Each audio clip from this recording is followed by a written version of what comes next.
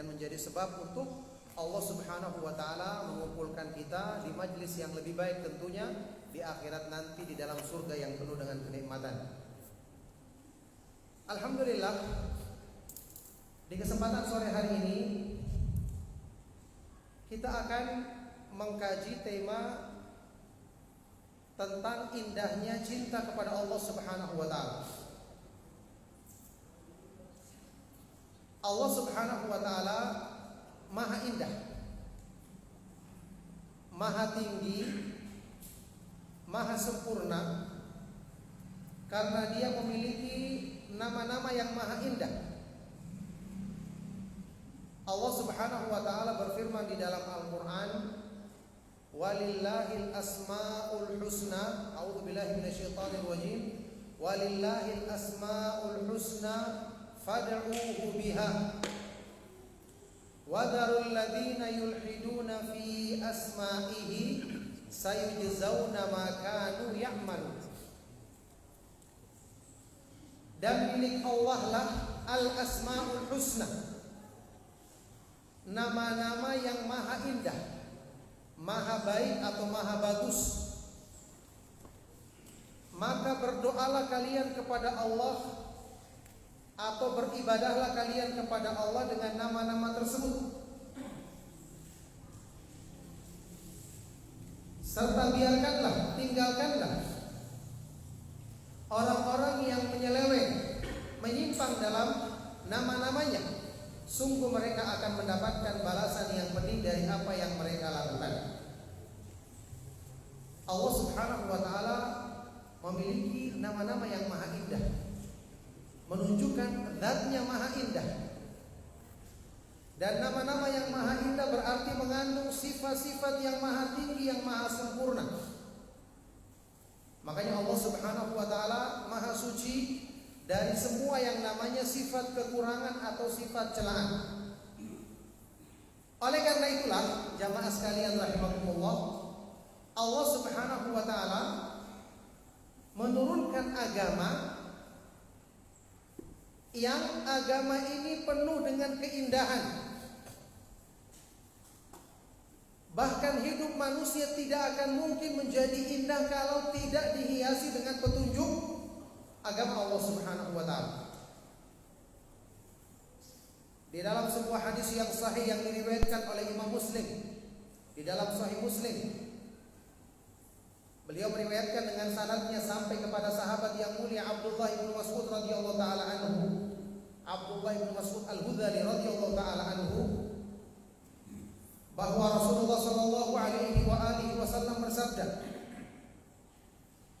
"La yadkhulul jannata man kana fi qalbihi mithqalu dzarratin min kibr." Tidak akan masuk surga orang yang ada di hatinya kesombongan meskipun hanya sebesar biji debu. Dzarrah, yakni semut yang paling kecil. Maka ada salah seorang sahabat radhiyallahu taala anhu yang bertanya ketika mendengarkan hadis ini, "Ya Rasulullah, inna ahadana yuhibbu an yakuna thawbuhu hasanan wa na'luhu hasanatan." Wahai Rasulullah, ya Rasulullah sallallahu alaihi wasallam, sesungguhnya masing-masing kami senang memakai pakaian yang indah, senang memakai alas kaki yang indah. Apakah ini juga sombong? Maksudnya begitu. Maka dijawab oleh Rasulullah sallallahu alaihi wasallam, "Innallaha jamilun yuhibbul jamal." Sesungguhnya Allah Subhanahu wa taala jamil. Di antara nama Allah Subhanahu wa taala yang maha indah adalah Al-Jamil. Berarti maha indah, maha bagus. Yuhibbul jamal, dan Allah mencintai keindahan. Al-kibru batarul haqqi wa ghamtun nas. Yang namanya kesombongan yang disebutkan ancamannya tadi itu adalah maksudnya batarul haqq, orang yang menolak kebenaran atau merendahkan manusia. Itulah definisi kesombongan. Orang yang merasa dirinya besar, orang yang merasa dirinya bisa hidup baik tanpa berpegang teguh dengan agamanya. Ini justru kesombongan, karena manusia diciptakan dalam keadaan penuh dengan kekurangan. Mereka butuh kepada rahmat Allah. Makanya orang yang tidak berpegang teguh dengan agama Allah dalam hidupnya, pasti hidupnya akan sengsara, karena dia jauh dari rahmat Allah Subhanahu wa taala. Allah Subhanahu wa taala berfirman di dalam Al-Qur'an, "Ya ayyuhan nasu antumul fuqara'u ilallahi wallahu huwal ghaniyyul hamid." Wahai sekalian manusia, kalian semua adalah makhluk-makhluk yang fakir. Apa artinya fakir? Miskin, penuh dengan kekurangan, penuh dengan kelemahan, selalu butuh kepada rahmat Allah. Sedangkan Allah Subhanahu wa taala dialah yang maha kaya lagi maha terpuji. Jadi manusia itu secara zatnya selalu butuh, penuh dengan kekurangan, pasti penuh dengan kelemahan. Yang maha kuat, yang maha kaya, yang maha tidak butuh kepada yang lainnya cuma siapa? Allah Subhanahu wa taala. Makanya di antara nama Allah Subhanahu wa taala yang maha indah adalah Al-Ghaniyyu, maha kaya, maha cukup pada dirinya dan tidak butuh kepada siapapun. Itulah Allah Subhanahu wa taala. Baik. Allah Subhanahu wa taala maha indah. Mencintai Allah Subhanahu wa taala itu indah. Dan di antara konsekuensi utama Allah Subhanahu wa taala maha indah, pasti dia menurunkan agama yang dipilihnya. Agama yang terbaik yaitu agama Islam, penuh dengan keindahan. Pasti demikian. Ini kenyataan. Dan yang harus kita yakini, agama Islam itu dicintai oleh Allah. Yuhibbul jamal. Allah mencintai keindahan. Berarti Allah mencintai agama Islam karena agama Islam itu indah.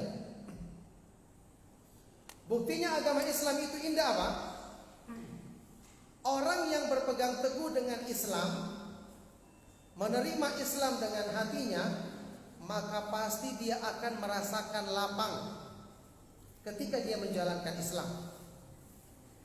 Oleh karena itulah ciri-ciri orang yang mendapatkan hidayah yang sempurna disebutkan di dalam Al-Quran, dia akan menerima Islam dengan lapang.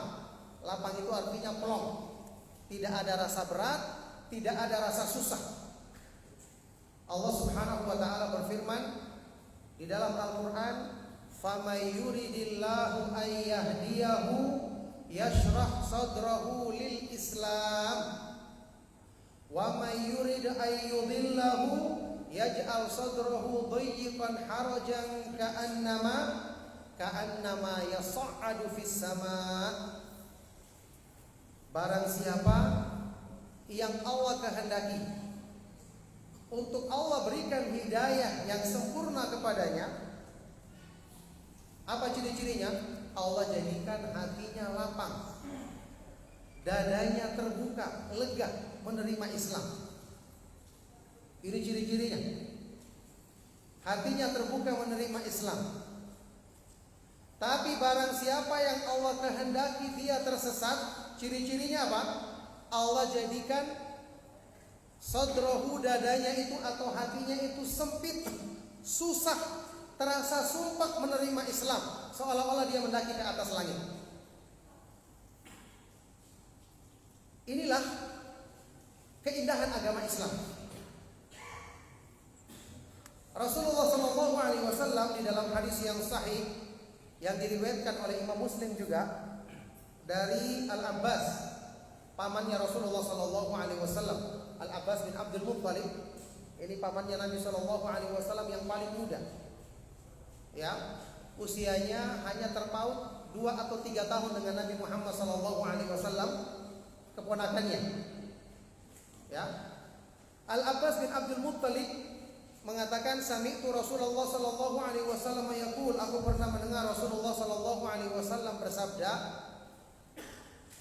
"Dzaqa ta'mal iman man radiya billahi rabban wa bil islami dinan wa bi Muhammadin sallallahu alaihi wasallam rasula." Akan merasakan kelezatan iman,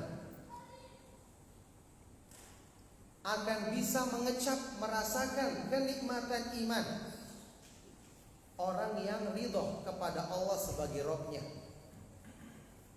Ridho artinya menerima dengan lapang, bukan sekedar menerima, karena ada orang yang menerima dengan terpaksa. Itu bukan ciri-cirinya orang yang sempurna imani. Orang yang menerima Allah Subhanahu wa taala sebagai Rabb-Nya, dia merasa cukup dan merasa nikmat, merasa gembira ketika hanya beribadah kepada Allah Subhanahu wa taala semata-mata dan tidak menyekutukannya, tidak mencari sembahan lain selain Allah Subhanahu wa taala. Kemudian menerima Islam sebagai agamanya, menerima dengan lapang ridho, menerima dengan kesenangan di hatinya, dan menerima Nabi Muhammad sallallahu alaihi wasallam ridho, menerima dengan senang Nabi Muhammad sallallahu alaihi wasallam sebagai rasulnya, Islam sebagai agamanya, dan Nabi Muhammad sallallahu alaihi wasallam sebagai rasulnya, sebagai satu-satunya yang dijadikan panutan dalam setiap ibadah, dalam setiap melakukan kebaikan untuk mendekatkan diri kepada Allah Subhanahu wa taala. Jadi di sini ya, penjelasan tentang indahnya cinta kepada Allah Subhanahu wa taala. Karena cinta kepada Allah Subhanahu wa taala itu adalah intinya iman. Cinta kepada Allah itu digambarkan oleh para ulama sebagai ruhul iman, ruhnya keimanan. Kenapa mencintai Allah itu indah? Kenapa iman itu indah? Karena jelas Allah Subhanahu wa taala Maha Indah.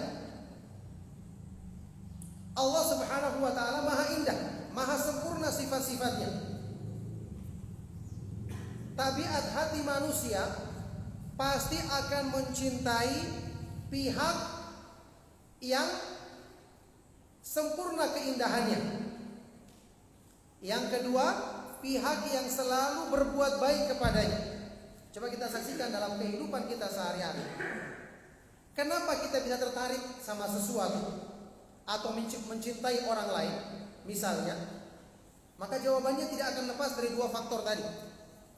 Pertama, faktor keindahan dan kesempurnaan.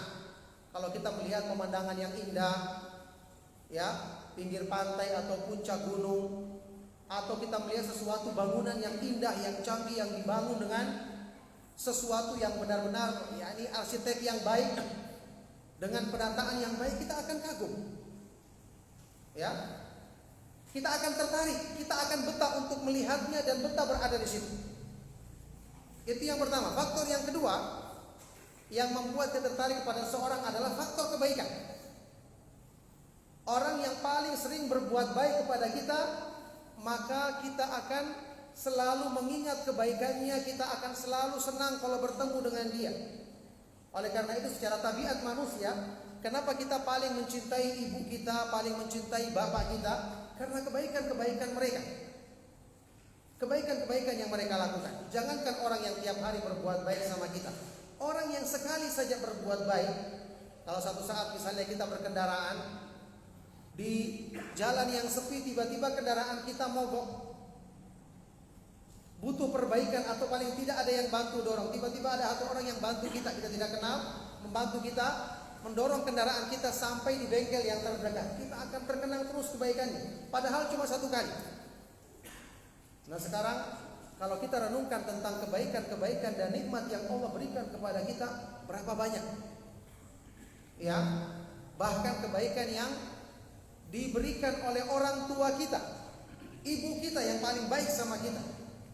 Kalau bukan karena hidayah yang Allah Subhanahu wa taala berikan ke dalam hatinya untuk mencintai anaknya, maka ibu tidak akan bisa berbuat baik kepada kita.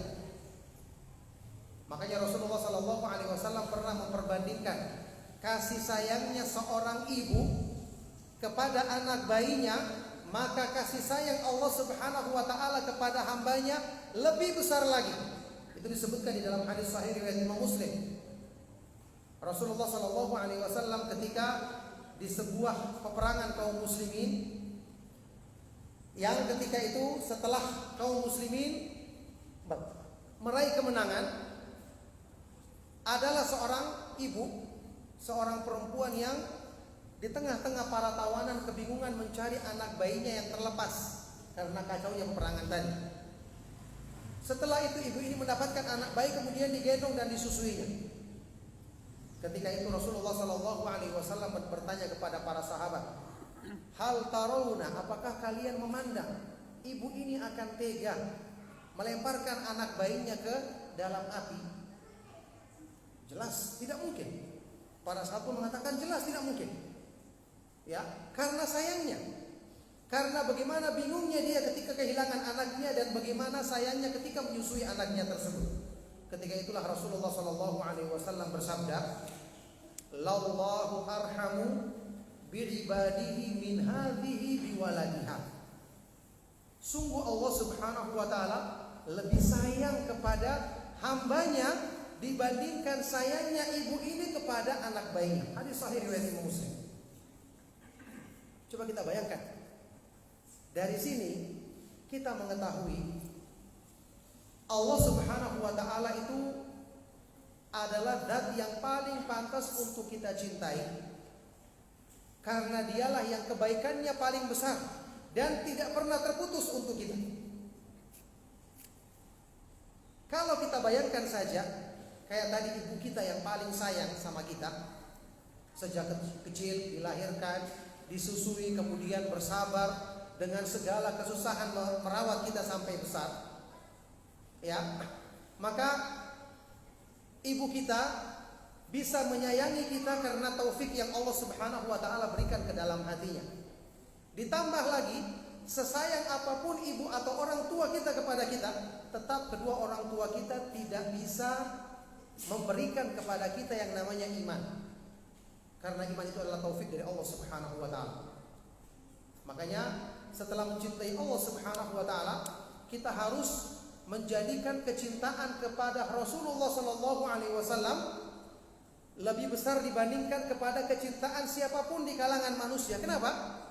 Karena jasa beliau dalam mendakwakan kebaikan Islam sehingga sampai kepada kita, ini adalah jasa yang tidak ada taranya, tidak ada yang mengalahkannya dibandingkan semua kebaikan-kebaikan yang dilakukan oleh manusia kepada kita. Itulah sebabnya di dalam hadis sahih riwayat Imam Al-Bukhari dan Muslim, Rasulullah sallallahu alaihi wasallam bersabda, "La yu'minu ahadukum hatta akuna ahabba ilaihi min waladihi wa walidihi wan nasi ajma'in." Tidak beriman dengan benar salah seorang di antara kamu sampai dia menjadikan aku, yakni menjadikan Nabi Muhammad sallallahu alaihi wasallam yang paling dicintainya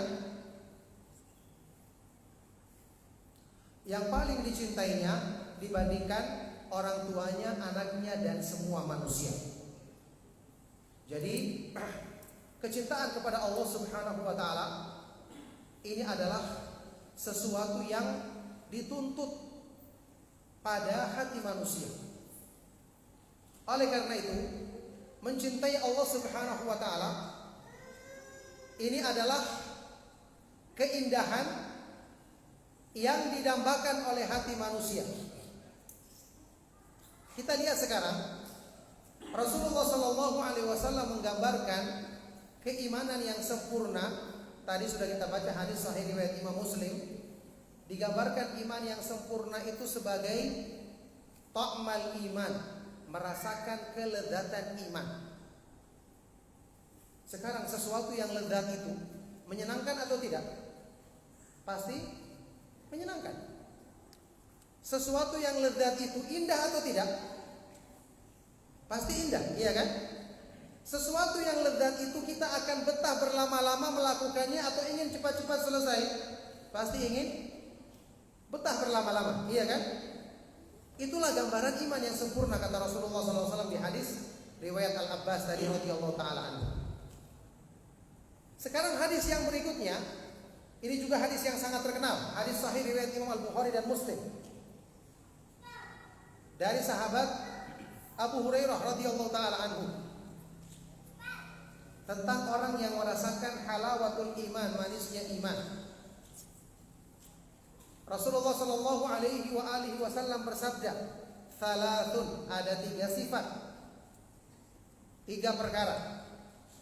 Man kunna fihi, barang siapa yang sifat ini ada pada dirinya, apa balasannya?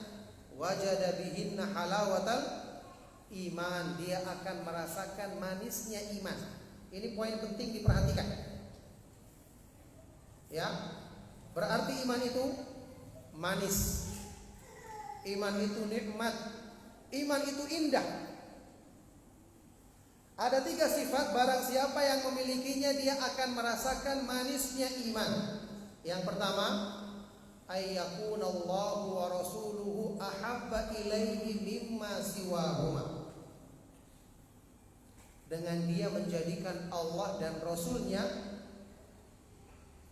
yang paling dicintainya lebih daripada selain itu.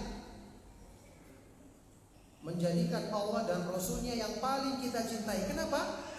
Allah subhanahu wa ta'ala yang paling besar, karunia-Nya yang paling banyak kebaikannya, dan dia yang maha indah. Semua keindahan yang ada di muka bumi yang kita sukai, itu adalah ciptaan Allah subhanahu wa ta'ala. Kalau urusan dunia saja bisa kita sukai sesuatu yang indah, apalagi Allah subhanahu wa ta'ala yang maha indah. Kemudian Rasulnya sallallahu alaihi wasallam, maka menjadikan Allah subhanahu wa ta'ala dan Rasulnya yang paling kita cintai lebih daripada selain keduanya. Inilah sifat yang pertama orang yang akan merasakan manisnya iman. Yang kedua, wa an yuhibbal mar'a la yuhibbuhu illa lillah. Seseorang mencintai orang lain,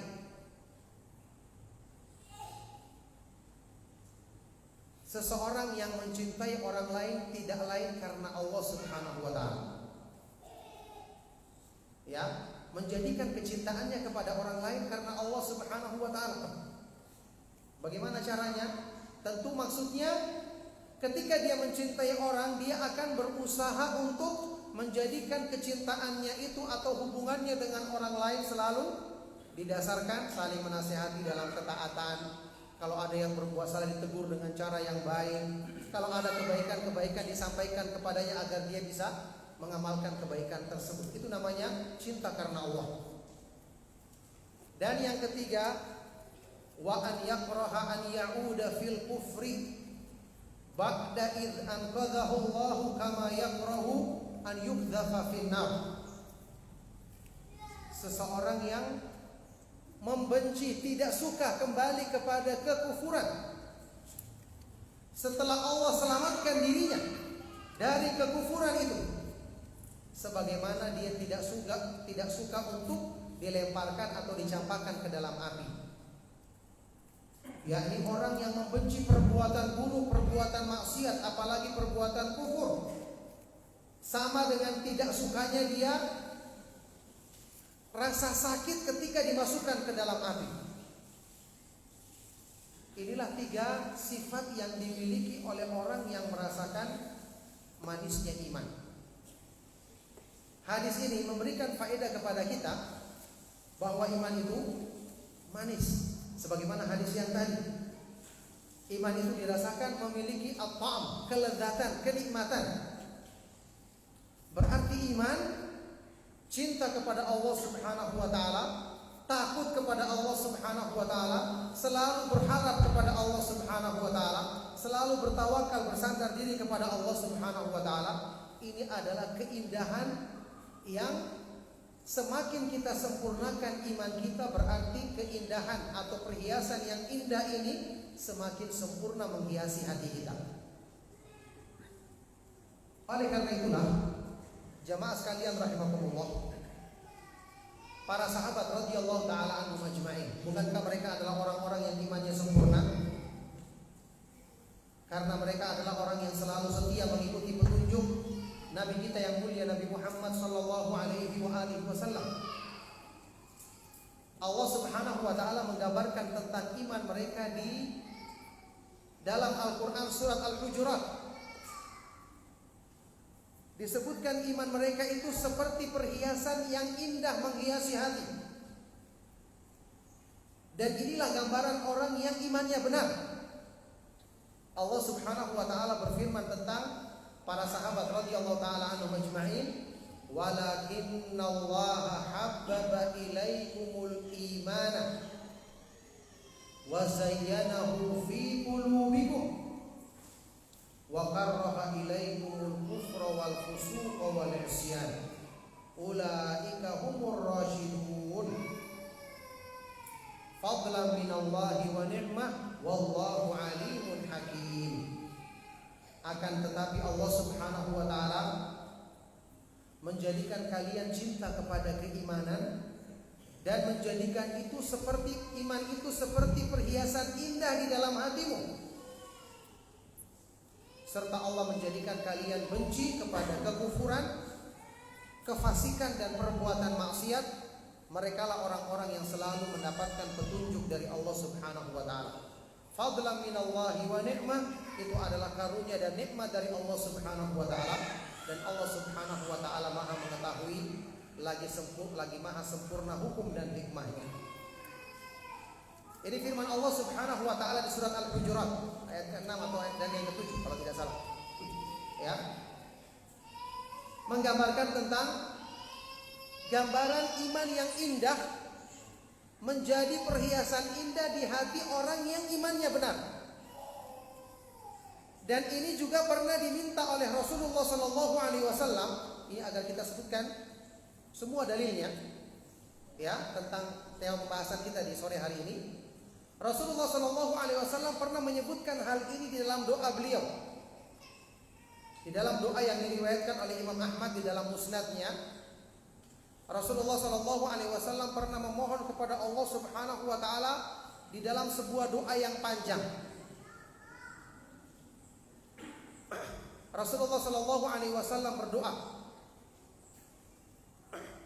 Allahumma zayyinna bi zinatil iman waj'alna hudatan muhtadin. Ya Allah, hiasilah kami, jadikanlah perhiasan indah bagi hati kami, bizinatil iman, dengan perhiasan iman. Hiasilah kami dengan perhiasan iman, dan jadikanlah kami sebagai orang-orang yang selalu mendapatkan dan mengikuti petunjuk-Mu. Ini doa di dalam hadis yang sahih yang pernah diucapkan oleh Rasulullah sallallahu alaihi wasallam untuk menggambarkan kepada kita bagaimana indahnya iman.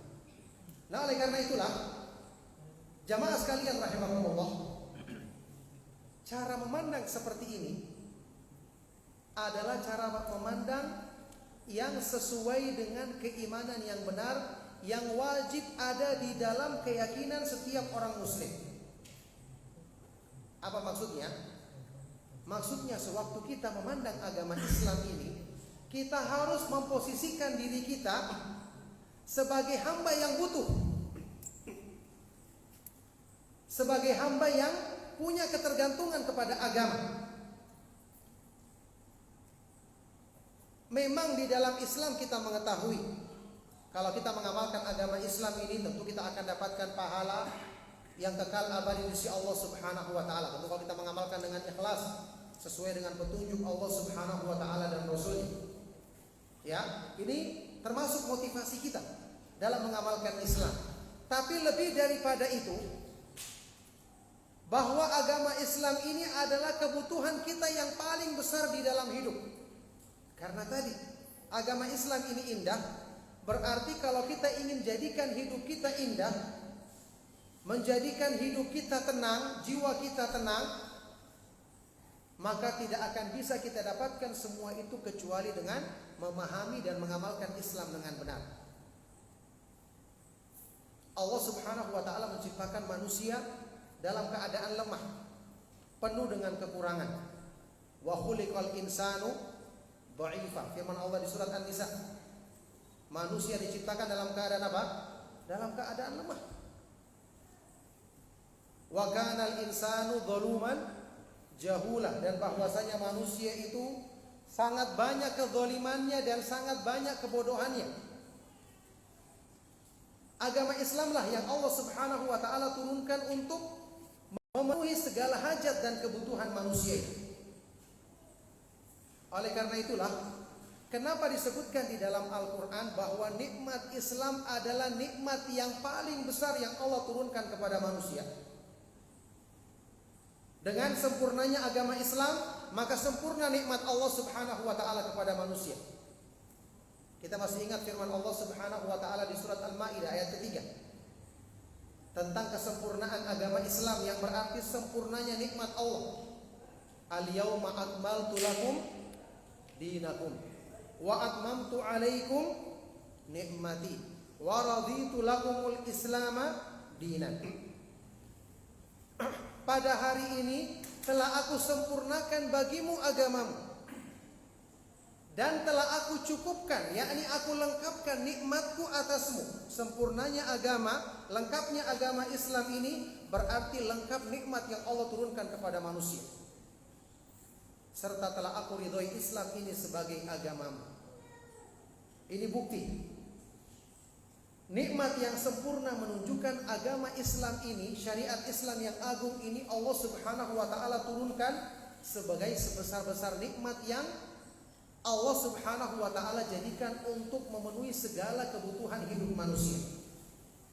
Makanya Allah Subhanahu wa taala ketika menjelaskan di ayat yang lain tentang diutusnya Rasulullah sallallahu alaihi wasallam adalah karunia yang terbesar.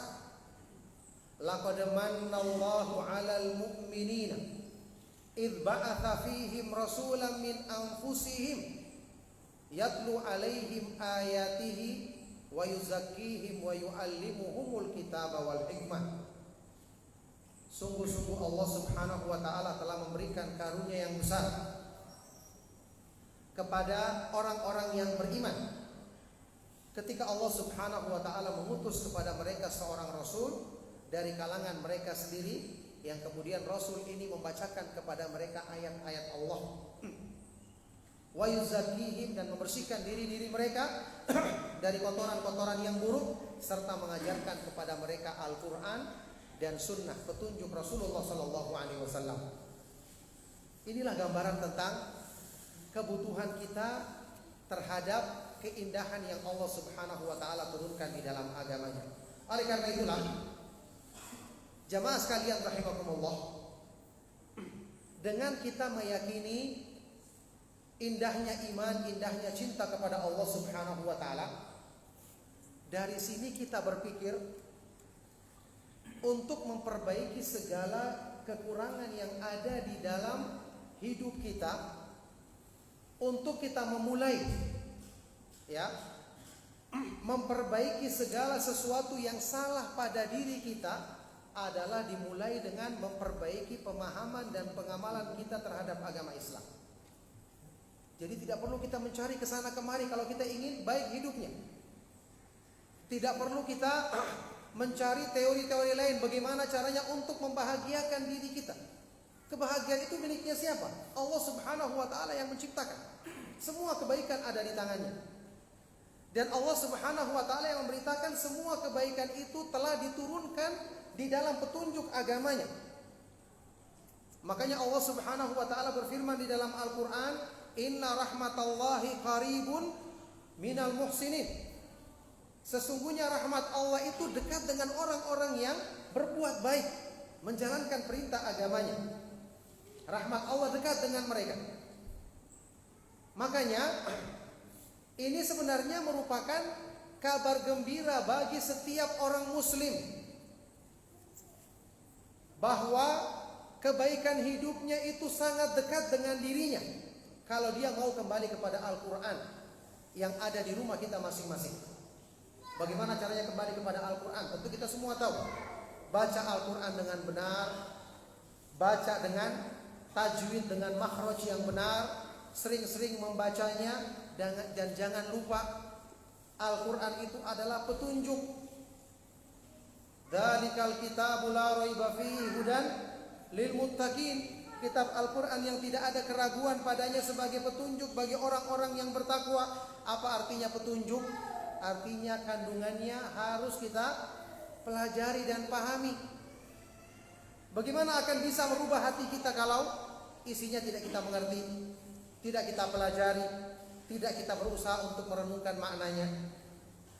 Hadis-hadis Rasulullah sallallahu alaihi wasallam kita pelajari, berusaha kita mengamalkannya.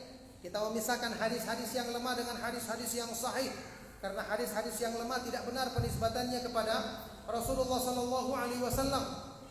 Kita amalkan hadis-hadis yang benar penisbatannya kepada beliau. Ini akan menjadikan hidup kita lebih indah. Ini akan pertama membersihkan, kemudian menyembuhkan penyakit hati kita. Setelah itu kita akan merasakan keindahan Islam dalam artian yang sesungguhnya. Coba jemaah sekalian rahimakumullah, kita renungkan. Rasulullah sallallahu alaihi wasallam pernah menggambarkan Islam ini dengan perumpamaan yang sangat indah. Di dalam hadis yang diriwayatkan oleh Imam Al-Bukhari dan Muslim dari sahabat yang mulia Abu Musa Al-Asy'ari radhiyallahu taala anhu. Ya, nama beliau adalah Abdullah ibnu Qais Al-Asy'ari radhiyallahu taala anhu. Dia mengatakan, sami'tu Rasulullah sallallahu alaihi wasallam yaqul, aku pernah mendengar Rasulullah sallallahu alaihi wasallam bersabda, inna mathala ma ba'athani Allahu bihi minal huda wal ilmi kamathali ghaithin asaba ardan. Sesungguhnya perumpamaan atau permisalan dari petunjuk dan ilmu yang aku bawa dari sisi Allah Subhanahu wa taala. Petunjuk yang dengan itu Allah Subhanahu wa taala mengutusku kepada semua manusia. Perumpamaannya, permisalannya adalah seperti hujan yang baik yang diturunkan di muka bumi. Ini perumpamaan yang sangat indah. Ya. Bagaimana fungsinya hujan terhadap kehidupan di muka bumi ini? Ketika hujan turun, membasahi tanah yang tandus, kemudian menjadi sebab tumbuhnya tumbuh-tumbuhan, menjadi sebab untuk memberikan pengairan yang diambil manfaatnya oleh hewan, tumbuh-tumbuhan dan manusia. Ini adalah perumpamaan yang sangat indah sesuai dengan kebutuhan kita terhadap wahyu Allah Subhanahu wa taala. Wahyu diturunkan dari atas langit ketujuh dari sisi Allah Subhanahu wa taala. Demikian pula hujan diturunkan dari atas. Dan keadaan hati manusia ketika menerima wahyu adalah seperti kebutuhan permukaan tanah terhadap hujan. Bagaimana nasibnya tanah yang gersang yang tidak pernah ditimpa hujan?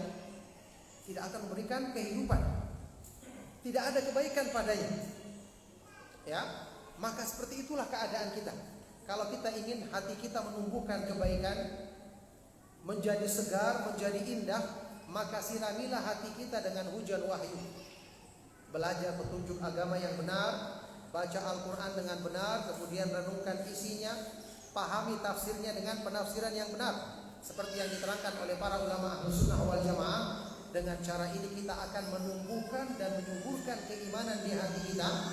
Seiring dengan itu kita akan merasakan manisnya iman, merasakan indahnya kehidupan kita, karena selalu diisi dengan petunjuk Allah Subhanahu wa taala dan petunjuk Rasulnya sallallahu alaihi wasallam. Allah Subhanahu wa taala berfirman di dalam Al-Qur'an, ya ayyuhalladzina amanu stajibu lillahi walir rasuli idza da'akum lima yuhyikum. Wahai orang-orang yang beriman, wahai orang-orang yang beriman, penuhilah seruan Allah, ikutilah ajakan Allah dan Rasulnya yang mengajak kamu untuk memberikan kebaikan hidup bagimu. Ini kan firman Allah yang kita yakini kebenarannya,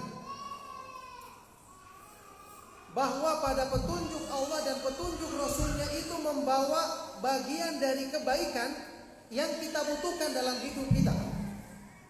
Berarti artinya apa? Artinya apa? Kalau kita merasakan ada dalam hidup kita yang kita rasakan menimbulkan kegundahan yang berlebihan, menimbulkan kegalauan, jauh dari keindahan, jauh dari ketenangan. Tidak perlu cari jauh-jauh sebabnya.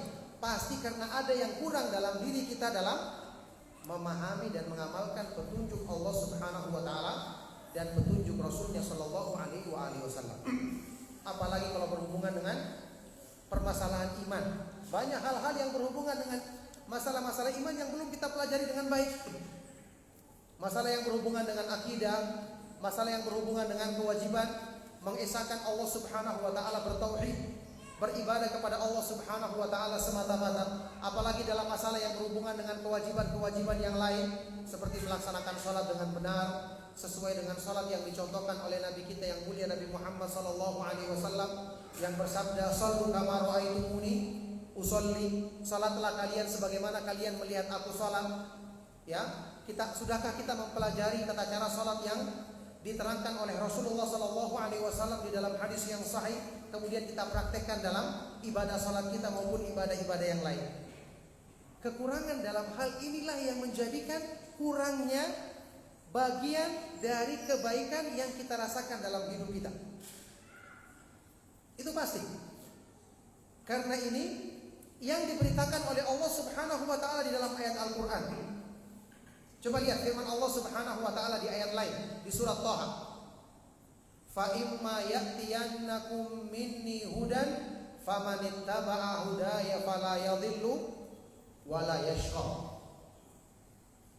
Wahai manusia, jika datang kepadamu petunjuk dariku, kata Allah, maka barang siapa yang mengikuti petunjukku, dia tidak akan tersesat dan tidak akan sengsara hidupnya. Tidak akan sengsara hidupnya. Ingat, tidak sengsara di sini bukan seperti yang kita artikan atau kebanyakan orang artikan. Tidak sengsara maksudnya tidak miskin hidupnya, belum tentu. Orang miskin bahagia hatinya, senang hidupnya banyak. Orang yang kaya punya harta yang berlimpah tapi hidupnya stres, hidupnya tidak tenang, pikirannya selalu kalut, juga banyak jumlahnya. Di sini kebahagiaan hidup yang sesungguhnya yang Allah janjikan. Maka barang siapa yang mengikuti petunjukku, dia tidak akan tersesat dan tidak akan yashqa, tidak akan celaka, tidak akan sengsara hidupnya. Wa man a'rada an dzikri fa inna lahu ma'isyatan dhanka wa nahsyuruhu yaumal qiyamati a'ma. Dan barang siapa yang berpaling dari peringatanku, dari petunjukku, kata Allah, maka sungguh dialah yang akan merasakan penghidupan yang sempit. Tidak bahagia hidupnya orang yang berpaling dari petunjuk Allah Subhanahu wa taala. Ini di dunia, dan di akhirat nanti dia akan dikumpulkan dalam keadaan buta.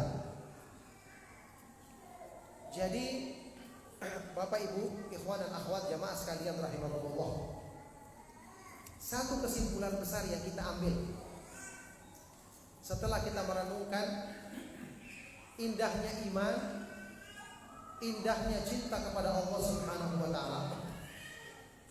Satu kesimpulan besar yang kita ambil bahwasanya memperbaiki diri dalam upaya memahami agama dengan benar kemudian mengamalkannya, ini akan bermanfaat untuk kebaikan diri kita. Ingat, bukan cuma di akhirat, tapi juga di dunia. Ada sebagian orang yang keliru memandang, salah beranggapan. Ya, mungkin juga sebagian kita masih punya pemikiran seperti itu. Orang yang hidup taat beragama itu hidupnya susah di dunia. Nanti di akhirat baru dia bahagia. Aneh kesimpulan ini. Siapa yang memiliki dunia ini? Siapa yang memiliki akhirat? Kalau akhirat itu Allah Subhanahu wa taala yang maha menguasainya, maha milikinya, dunia juga Allah Subhanahu wa taala yang miliki. Kenapa kita bedakan? Orang yang taat kepada Allah, kekasih Allah, hanya merasakan kebahagiaan di akhirat, di dunia mereka menderita. Dari mana pemahaman seperti itu? Salah. Orang yang beriman itu bahagia dunia akhirat.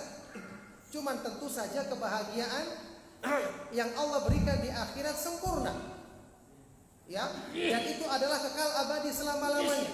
tapi kebahagiaan yang disegerakan bagi mereka di dunia berupa ketenangan hidup, ya, masalah selalu mudah mereka selesaikan ketika menghadap kepada Allah Subhanahu wa taala. Ini adalah sesuatu yang telah Allah janjikan, bahkan disebutkan di dalam beberapa ayat Al-Qur'an. Contoh misalnya di dalam firman Allah Subhanahu wa taala. Ya, Allah Subhanahu wa taala berfirman, "Man 'amila shalihan min dzakarin aw untha wa huwa mu'minun falanuhyiyannahu hayatan thayyibatan wa lanajziyannahum ajrahum bi ahsani ma kanu ya'malun." Barang siapa yang mengamalkan amalan soleh, melaksanakan ketaatan dari kalangan laki-laki maupun perempuan, dua-duanya laki-laki atau perempuan, dalam keadaan dia beriman, apa janjinya? Allah sebutkan, falanuhyiyannahu hayatan thayyibatan. Sungguh-sungguh kami akan berikan baginya hidup thayyibah, yang baik, hidup yang indah. Ini berlaku di mana? Kata Imam Ibnu Qayyim rahimahullah taala dalam kitab Al-Fawaid, ini berlaku untuk kehidupannya di dunia. Beriman dan beramal soleh, beriman dengan benar, berakidah dengan benar, dan mengamalkan amalan yang sesuai dengan petunjuk yang Allah turunkan kepada Rasulnya Sallallahu Alaihi Wasallam. Allah janjikan orang ini akan diberikan untuknya hayatan thayyibah, kehidupan yang indah di dunia. Dan di akhirat nanti apa balasannya? Wala najziyannahum ajrahum bi ahsani ma kanu ya'malun. Kami akan berikan balasan pahala untuk mereka di akhirat nanti dengan yang lebih baik daripada apa yang mereka kerjakan di dunia. Jadi sempurna balasan bagi orang-orang yang beriman. Oleh karena itu, sebenarnya tidak ada alasan, ya, untuk berpaling dari agama ini. Hanya karena tipu daya syaitan saja. Banyak manusia terpedaya mengesankan agama ini, ya, dibisiki hawa nafsu manusia, kalau kamu beragama kamu akan susah, kamu akan meninggalkan kesenanganmu. Padahal coba kita bandingkan saja. Kita bandingkan saja. Beragama ini adalah panggilan dari Allah.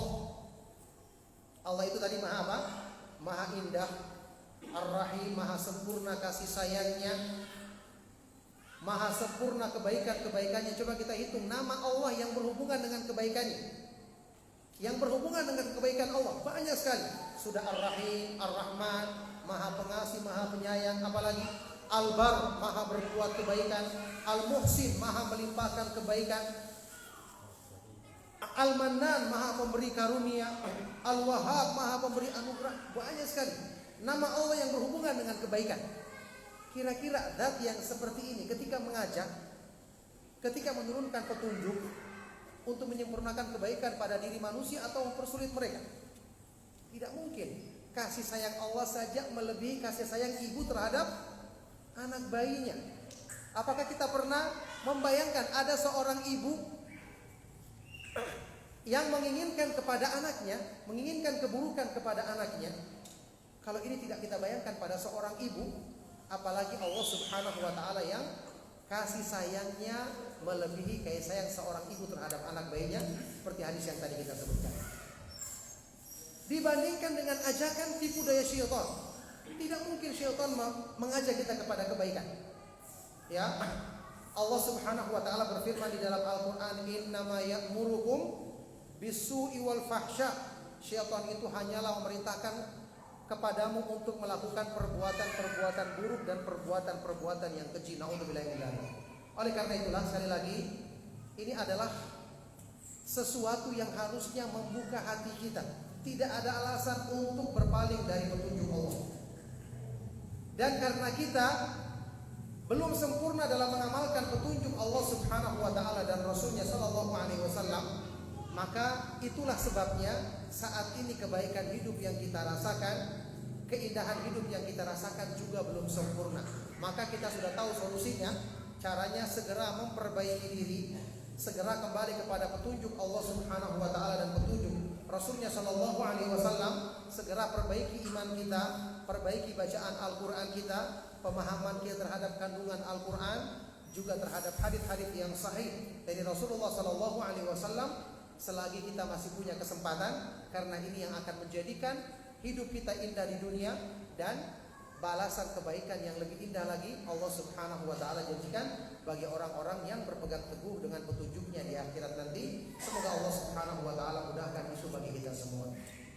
Maka jemaah sekalian rahimakumullah, inilah nasihat yang ingin saya sampaikan di kesempatan sore hari ini tentang memahami makna indahnya cinta kepada Allah Subhanahu wa taala. Tentang makalah dari ceramah yang disampaikan tadi, atau sebagiannya mungkin bercampur satu sama lain, itu ada tulisan yang saya pernah tulis dan bisa dicari di internet ya. Mungkin di website muslim.id atau manisnyaiman.com dengan judul tadi, indahnya cinta kepada Allah Subhanahu wa taala. Mudah-mudahan bisa menambah pengetahuan kita dan juga di situ lengkap dengan dalilnya ayat Al-Qur'an atau hadis-hadis yang tadi sebagian besarnya saya sampaikan dalam kajian. Mudah-mudahan bermanfaat. Mohon maaf jika ada kata-kata yang salah dan kurang berkenan. Mungkin kita masih ada waktu untuk bertanya jawab di sisa waktu yang tersisa ya, yang masih ada. Sallallahu wasallam wa baraka ala nabiyina Muhammad wa ala alihi wa sahbihi wa man tabi'ahum bi ihsan ila yaumiddin walhamdulillahi rabbil alamin. Langsung dulu atau ini dulu? Langsung dulu ya. Ya. Assalamualaikum warahmatullahi wabarakatuh. Nah, yang hadis yang Ustaz sampaikan di awal tadi bahwa sedikit pun rasa sombong itu tidak akan masuk surga. Bagaimana apakah rasa sombong itu bisa masuk ketika iman dan ilmu seseorang terus bertambah? Kemudian saya pernah membaca bahwa Imam Syafi'i pernah berkata bahwa bersikap sombonglah 2 kali lipat kepada orang yang sombong. Mungkin bisa dijelaskan. Bersikap sombonglah kepada bersikap sombonglah 2 kali lipat kepada orang yang sombong. Iya. Mungkin ya. Iya, barakallahu fikum. Ketika iman dan ilmu bertambah, harusnya kesombongan hilang. Oleh karena itulah ilmu yang dimaksud, yang dipuji itu adalah ilmu yang bermanfaat. Di antara cirinya ilmu yang bermanfaat, semakin bertambah semakin menjadikan orang merendah, tunduk kepada Allah Subhanahu wa taala. Di dalam Islam kan kita tahu yang namanya tawadhu, merendahkan diri, dipuji. Di dalam hadis riwayat Imam Muslim, Rasulullah SAW pernah bersabda, "Ma tawadhu'a 'abdun lillahi illa rafa'ahu Allah." Tidaklah seorang hamba merendahkan diri kepada Allah kecuali Allah semakin meninggikan derajatnya, mengangkat kedudukannya. Nah, sekarang kesombongan tadi jelas disebutkan tidak ada yang terpuji. Sombong itu bahkan warisan daripada iblis.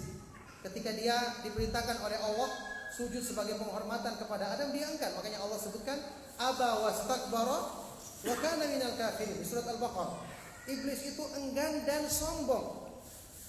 Ya, maka jadilah dia orang-orang yang kafir. Oleh karena itu kesombongan adalah warisan daripada iblis. Dia merasa dirinya besar, merasa dirinya lebih baik dibandingkan Nabi Adam alaihi salatu wassalam. Ini kesombongan, tidak ada yang terpuji. Oleh karena itu kesombongan ini bertentangan dengan ubudiyah, penghambaan diri yang sesungguhnya. Manusia itu disebut sebagai hamba, berarti dia selalu merendahkan diri di hadapan Allah. Karena wajar manusia merendahkan diri karena dia penuh dengan kekurangan, penuh dengan kebutuhan. Yang maha besar cuma Allah Subhanahu wa taala. Makanya di antara nama Allah Subhanahu wa taala yang maha indah adalah Al-Kabir, maha besar, Al-Mutakabbir, maha besar. Ya, manusia tidak pantas merasa besar. Ya, dan ini adalah sesuatu yang tercela. Baik, adapun ucapan dari Imam Syafi'i tadi, saya belum pernah mendengarkan yang seperti itu, dan ucapan-ucapan yang dinisbatkan kepada para ulama itu perlu ditinjau dari segi sanadnya. Ucapan itu dari mana sumbernya dan siapa yang mengatakannya? Ya, bagaimana mungkin beliau menyuruh kita untuk bersikap sombong sementara hadis Rasulullah SAW jelas-jelas menyebutkan ancaman orang yang punya sifat sombong tidak akan masuk ke dalam surga. Naudzubillah min dzalik. Nah, barakallahu fiik.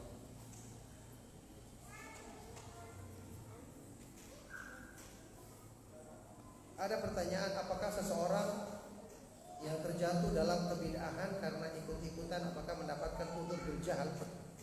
Orang yang melakukan penyimpangan karena ikut-ikutan, ya, dia tidak tahu, mungkin ada orang yang dipercaya atau dianggap baik ternyata melakukannya, akhirnya dia pun ikut-ikutan tanpa meneliti. Ini perlu dilihat. Dia ikut-ikutan ini sementara dia bisa mengetahui kebenaran atau tidak. Ada sekarang orang yang tidak tahu, memang tidak ada kesempatan bagi dia untuk tahu. Contoh orang yang baru masuk Islam, atau orang yang tinggal di tempat-tempat yang mungkin peluang sampainya dakwah kepada dia susah, atau orang yang mungkin sudah ya punya keterbatasan. Ya, ini ada orang yang sudah tua renta baru sampai dakwah kepada dia. Orang sudah tua renta susah memahami, tidak seperti orang yang lebih muda, yang masih muda misalnya. Kalau ada udzur seperti ini, dia dapat udzur. Allah Subhanahu wa taala berfirman, "Wa ma kunna mu'adzibina hatta nab'atha rasula." Kami tidak akan mengazab satu kaum sampai kami mengutus rasul kepadanya.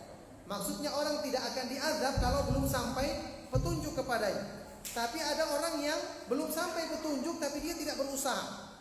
Buktinya dia bisa mencari informasi dalam urusan-urusan dunianya. Kenapa urusan agama dia tidak bertanya, dia tidak berusaha mencari kebenaran? Yang seperti ini akan diperhitungkan di hadapan Allah karena kelalaiannya untuk sebab-sebab yang menyelamatkan hidupnya di dunia dan di akhirat nanti. Ada yang lain silakan.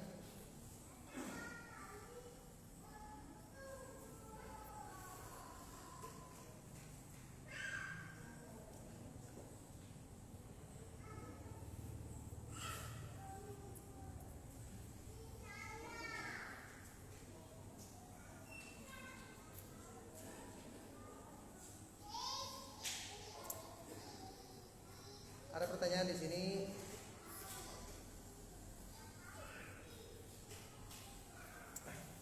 Dari pendengar Radio Roja Kendari di frekuensi 90.1 FM ya. Kita sapa mereka, semoga para pendengar bisa mengambil manfaat dari pengajian yang kita adakan tadi.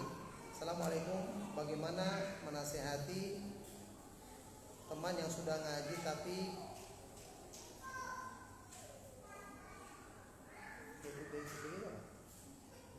game ya? Game. Ya. Kerajinan,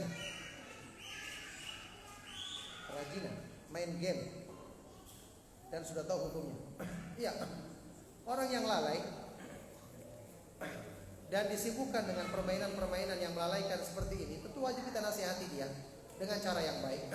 Kita ingatkan dia, kita sebutkan bahwa sesuatu yang seperti ini akan menghabiskan waktunya untuk hal-hal yang tidak bermanfaat. Sementara tipu daya syaitan ya akan selalu berusaha mengajak manusia untuk hal-hal yang seperti ini.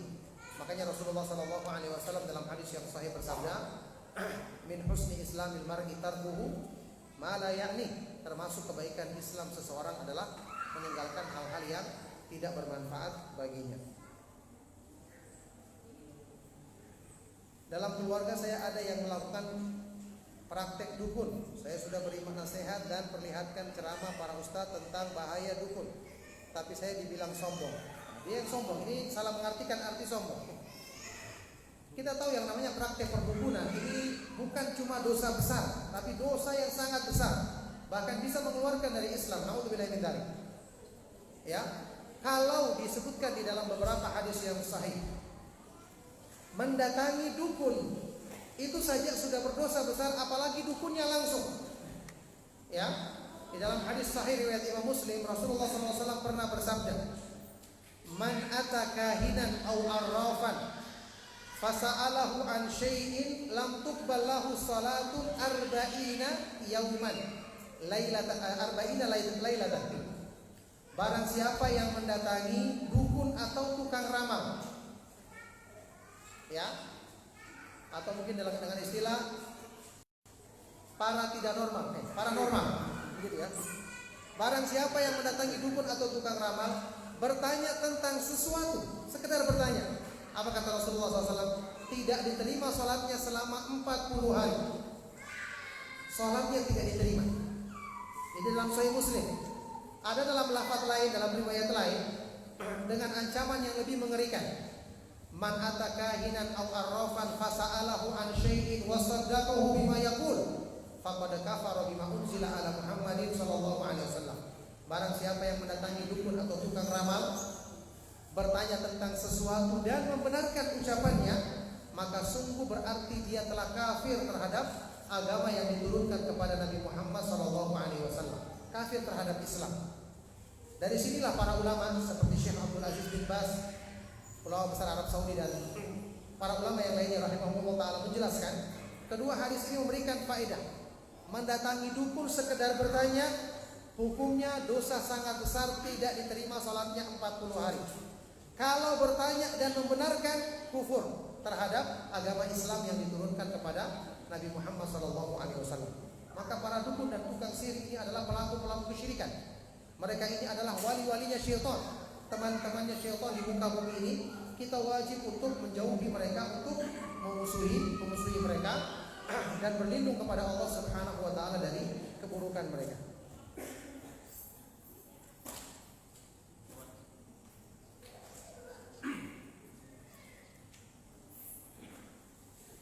Bismillahirrahmanirrahim. Assalamualaikum warahmatullahi wabarakatuh. Barakallahu fiikum Ustaz. Ustaz bertanya, ini adalah bentuk kecintaan kita kepada Allah dan Nabi Allah Rasulullah SAW. Bagaimana yang harus kita lakukan Ustaz ketika orang tua kita meninggal? Karena masih banyak sesuatu hal yang perbedaan ya Ustaz. Ketika hari pertama sepeninggal orang tua kita, masih banyak di kalangan masyarakat kita yang melakukan tahlilan. Nah, tentunya kita harus ada pemahaman sehingga kita tidak ada satu keraguan nanti bahwa kita meyakini dan melaksanakan syariat sesuai dengan yang Rasulullah laksanakan. Kira-kira bagaimana dan bagaimana cara penyampaian kepada tetangga dan orang-orang sekitar agar tidak ada ketersinggungan dan lain sebagainya. Nah, Ustaz, terima kasih. Assalamualaikum warahmatullahi wabarakatuh. Barakallahu fiikum. Ya, masalah ini semua kembali kepada masalah setelah taufik dari Allah Subhanahu wa taala adalah apa yang saya katakan tadi, tidak mempelajari agama Islam dengan benar. Rasulullah SAW di dalam hadis sahih riwayat Imam Muslim pernah bersabda, "Lakinu mautakum la ilaha illallah." Tuntunlah orang yang akan meninggal dunia di antara kalian dengan mengucapkan la ilaha illallah. Talqin, mengucapkan la ilaha illallah itu disyariatkan untuk kita tuntun bagi orang yang sedang sakit keras, apalagi menjelang kematiannya, supaya ini menjadi akhir dari ucapannya. Karena disebutkan di dalam hadis sahih yang lainnya, "Man kana akhiru kalamihi la ilaha illallah dakhalal jannah." Barang siapa yang di akhir ucapannya mengucapkan kalimat la ilaha illallah, maka dia akan masuk ke dalam surga. Sebagian dari para ulama menjelaskan maksudnya ini dua kalimat syahadat. Bukan cuma la ilaha illallah tapi juga wa asyhadu anna Muhammadan Rasulullah. Banyak ulama yang menjelaskan demikian. Maksudnya ini adalah la ilaha illallah dan Muhammad Rasulullah, jadi dua kalimat syahadat secara lengkap. Nah, hadis ini banyak dipahami oleh sebagian orang dengan salah, karena mereka tidak merujuk kepada bagaimana para ulama menjelaskannya. Maksudnya ini adalah kita menuntun orang yang akan meninggal dunia, karena itu yang bermanfaat menjadi akhir ucapannya kalimat syahadat. Maka itu adalah jaminan masuk surga insyaallah. Ya, ada yang mengartikannya yaitu membaca la ilaha illallah atau tahlilan setelah kematian. Ini yang tidak dicontohkan oleh Nabi Muhammad SAW. Bahkan banyak diingkari oleh para ulama dari madzhab Imam Syafi'i tentang keyakinan seperti ini. Imam Syafi'i sendiri tidak menganjurkannya, tidak menyebutkan bahwa ini termasuk hal yang disyariatkan dalam Islam, dan juga banyak para ulama yang mengingkari perbuatan-perbuatan tersebut. Cuman mungkin perlu kita jelaskan kepada masyarakat kita dengan baik, karena mereka belum paham. Sampaikan kepada mereka keterangan. Mungkin kalau ada ceramah yang disampaikan dengan bahasa yang lemah lembut atau tulisan-tulisan, mudah-mudahan Allah Subhanahu wa taala membukakan hati mereka yang dikehendaki kebaikannya. Nah, barakallahu fikum. Ada pertanyaan? Bismillah, adakah dalil yang mengkhususkan membaca surat As-Sajdah pada salat subuh di hari Jumat? Karena di masjid dekat rumah imamnya mengkhususkan bacaan tersebut agar mendapatkan sujud tilawah, dan ini berlangsung bertahun-tahun. Hadisnya sahih yang menyebutkan Nabi SAW membaca di salat subuh hari Jumat Di rakaat pertama surat As-Sajdah, rakaat kedua surat Al-Insan sampai selesai lengkap. Ya. Itu disebutkan di dalam hadis yang sahih. Maka ini termasuk hal yang diperbolehkan kalau kita baca atau kita lakukan sering-sering. Sebagaimana yang antum ketahui di Masjidil Haram dan Masjid Nabawi juga sering dilakukan, atau di sepanjang yang saya ketahui ya, sangat-sangat selalu dibaca ketika subuh hari Jumat ya, di dua masjid tersebut, As-Sajdah dan Al-Insan. Maka seandainya ada yang mengamalkannya terus-menerus tidak mengapa, cuman memang sesuatu yang ini bukanlah sesuatu yang wajib ya. Karena kita ketahui Rasulullah SAW ketika membaca surat tertentu di waktu salat tertentu, bukan berarti kita harus membaca surat itu terus ya. Karena surat-surat yang lain pun kita dianjurkan untuk membacanya. Maka yang lebih bagus tentu saja sekali-sekali kita tinggalkan hal tersebut. Kita bisa membacanya sering-sering di waktu hari Jumat subuh, sekali-sekali ditinggalkan agar orang mengetahui bahwa ini bukanlah sesuatu yang wajib atau sesuatu yang harus dengan bacaan surat tersebut. Nah,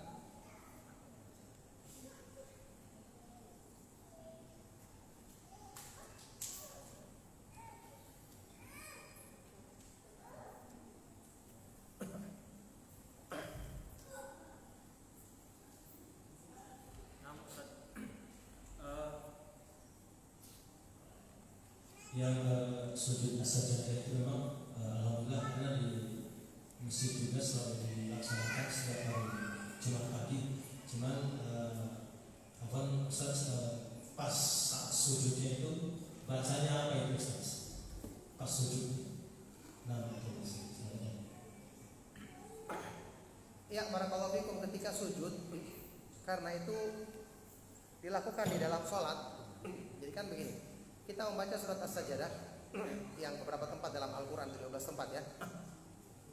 Itu kalau di luar sholat, kita cukup membaca bacaan yang disebutkan di dalam hadis yang sahih, yaitu sajada wajhi lilladzi khalaqahu wa syaqqa sam'ahu wa basarahu bihaulihi wa quwwatihi fatabarakallahu ahsanul khaliqin. Ini kita baca cukup ketika kita membacanya di luar sholat. Adapun di dalam sholat, sebagian dari para ulama menyebutkan kita baca dulu bacaan sujud ya. Kita baca bacaan tersebut juga disertai dengan bacaan sujud. Ada yang mengatakan demikian. Ala kulli hal, bacaannya adalah seperti yang saya sebutkan tadi.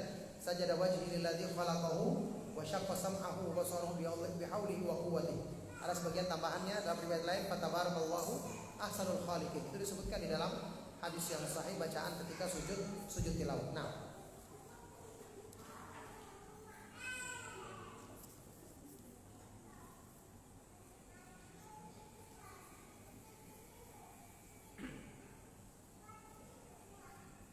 cukup ya, mungkin sudah dari melewat ya. Ya, kalau tidak ada pertanyaan lagi kita akhiri sampai di sini. Mohon maaf sekali lagi jika ada kata-kata yang salah dan kurang berkenan. Sallallahu wasallam wa baraka ala nabiyina Muhammad wa ala alihi wa sahbihi wa man tabi'ahum bi ihsan ila yaumiddin. Walhamdulillahirabbil alamin. Subhanakallahumma wa bihamdika asyhadu an la ilaha illa anta astaghfiruka wa atubu ilaik. Wassalamualaikum warahmatullahi wabarakatuh.